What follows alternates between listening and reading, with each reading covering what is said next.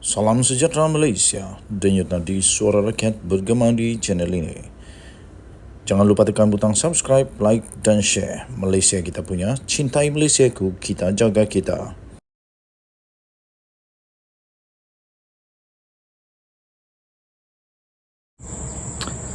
Salam sejahtera Malaysia, denyut nadi suara rakyat bergema di channel ini. Akhirnya SPR telah mengumumkan perkara yang dinanti-nantikan oleh seluruh rakyat Malaysia. Perkara di mana SPR telah pun membuat keputusan melalui Mahkamah Pilihan Raya berkenaan dengan pembatalan keputusan PRK Kuala Terengganu. Dan Selasa ini SPR akan membuat satu mesyuarat khas untuk menentukan tarikh pilihan raya kecil untuk Kuala Terengganu. Kita akan melihat di sini apa sebenarnya yang terjadi. Adakah benar kemenangan PAS pada PRU yang lalu ini adalah genuine? Jika selepas ini pilihan raya dilaksanakan sekali lagi dan tidak ada unsur rasuah dan PAS menang lagi, maknanya memang kemenangan itu genuine lah.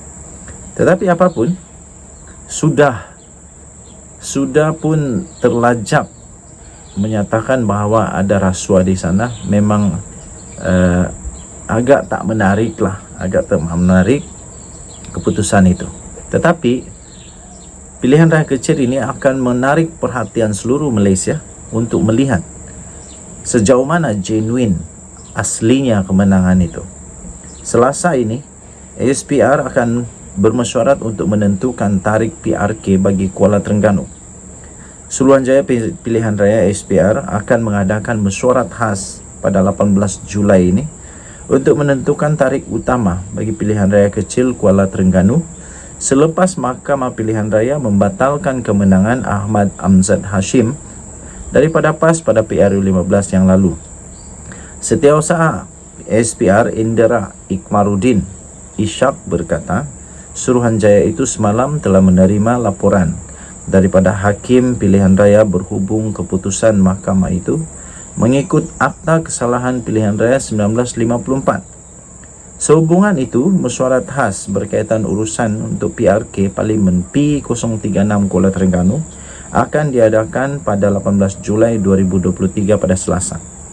Mesyuarat khas tersebut akan dipengerusikan oleh pengerusi SPR Abdul Ghani Saleh yang akan membincangkan tarikh-tarikh penting PRK seperti tarikh red pilihan raya, hari penamaan calon, hari pengundian, daftar pemilih yang akan digunakan dan lain-lain persiapan bagi melaksanakan pilihan raya tersebut, katanya dalam kenyataan hari ini. Terdahulu, Hakim Mahkamah Tinggi iaitu Muhammad Firuz Jafril telah membatalkan kemenangan Amzad selepas disahkan telah mendapati ada unsur-unsur rasuah dalam pengagihan bantuan kewangan oleh kerajaan negeri menerusi program iPencen, iBelia dan iSiswa di antara 15 hingga 17 November tahun lalu, iaitu beberapa hari sebelum hari mengundi. PAS memutuskan untuk tidak membuat rayuan terhadap keputusan itu, walaupun diberi tempoh 14 hari untuk berbuat demikian.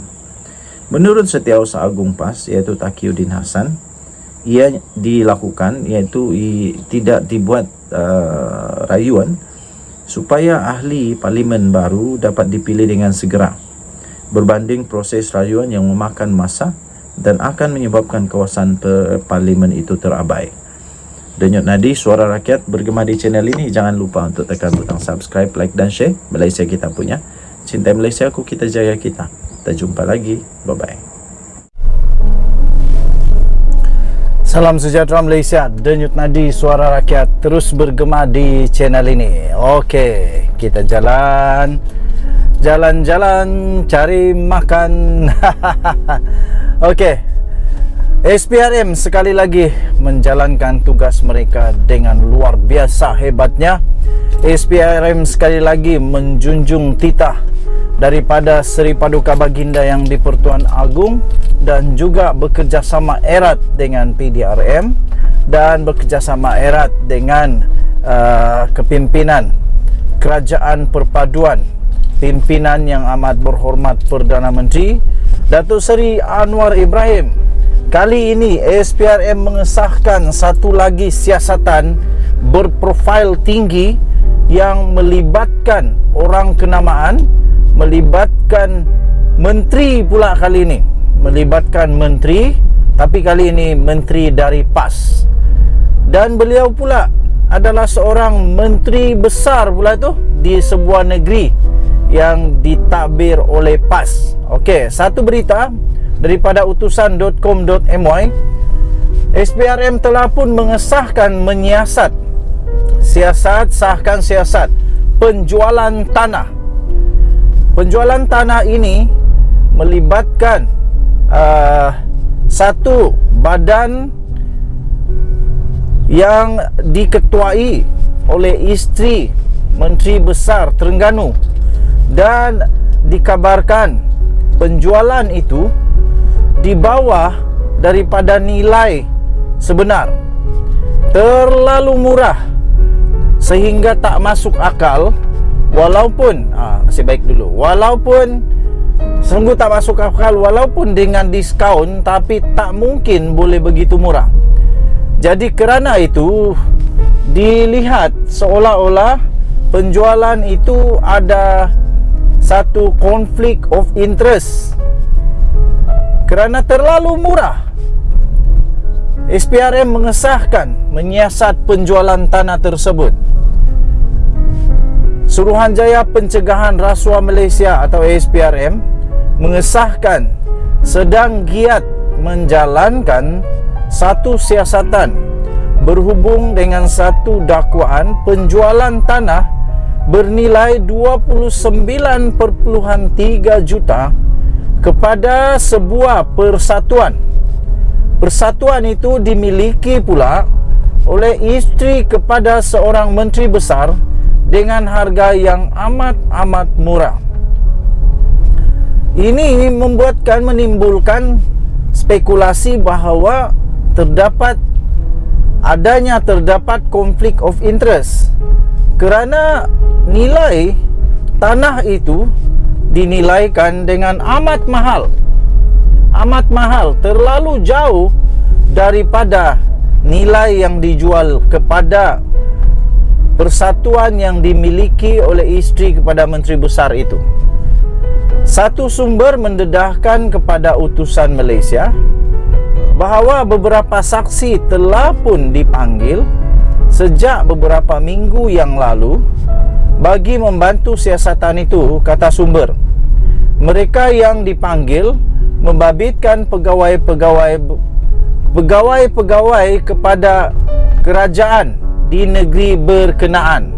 Nah, jadi sudah ada satu yang kalah dalam kes rasuah di Terengganu, iaitu mana MP PAS yang bertanding pada PRU yang lalu telah kalah, dan dinyatakan di mahkamah bahawa ya, terdapat unsur-unsur rasuah di dalam kempen pilihan raya PAS pada ketika itu.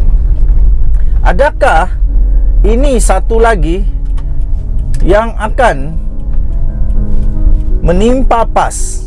Adakah ini satu lagi kes yang akan menimpa kekalahan kepada PAS, menjurus kepada kali ini mungkin salah guna kuasa, penyelewengan, ataupun ialah salah guna kuasa, ada konflik of interest.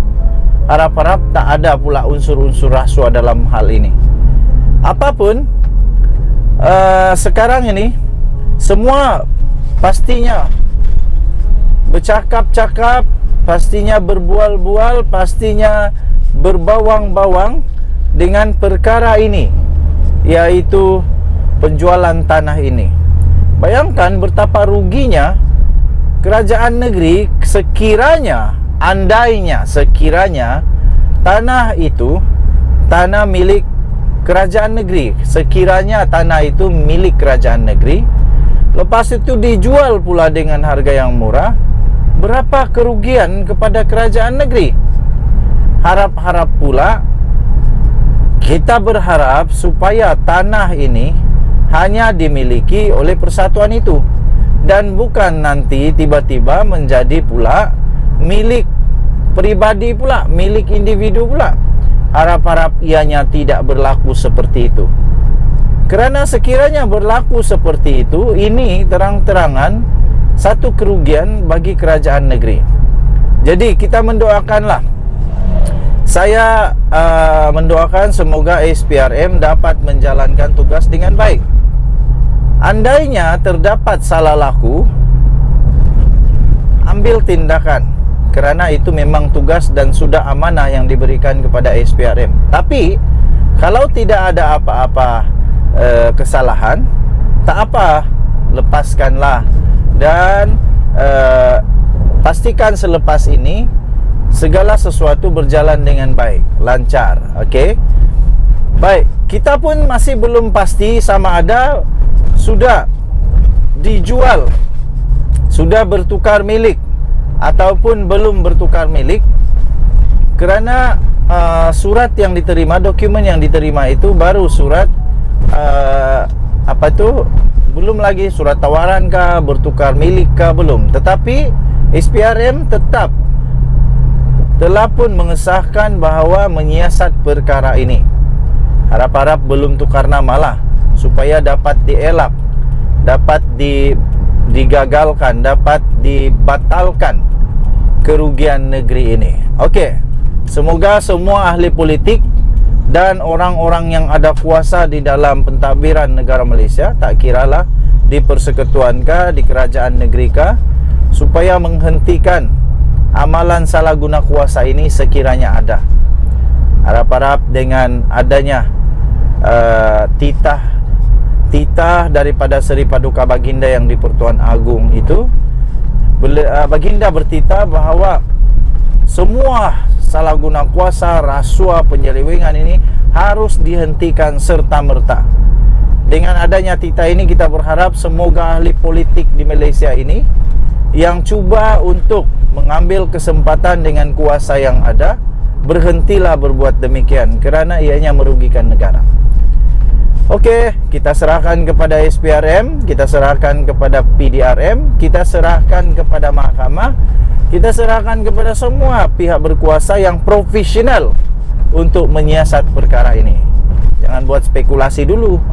Belum ada lagi keputusan sama ada rasuah ataupun tiada, tapi yang pasti sudah pun disiasat oleh SPRM. Denyut nadi suara rakyat bergema di channel ini. Jangan lupa untuk tekan butang subscribe, like dan share. Malaysia kita punya, cintai Malaysia aku, kita jaga kita. Bye-bye.